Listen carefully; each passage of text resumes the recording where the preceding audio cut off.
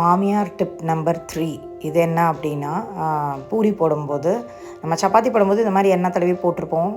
ஆனால் பூரி போடும்போது யாரும் எண்ணெய் தடவி போட்டு எனக்கு தெரியாது. என்னை பொறுத்த வரைக்கும் நான் மாவு போட்டு டஸ்ட் பண்ணி தான் போடுவேன். பட் எங்கள் அத்தை எப்பயுமே சொல்லிகிட்டே இருப்பாங்க, அது எண்ணெய் போட்டு போட்டால் நல்லாயிருக்கும், அந்த அந்த மாவெல்லாம் வந்து எண்ணெயில் விழுகாமல் எண்ணெய் க்ளீனாக இருக்கும், லாஸ்ட் பூரி வரைக்குமே க்ளீனாக இருக்கும் அப்படின்னு சொல்லிட்டு.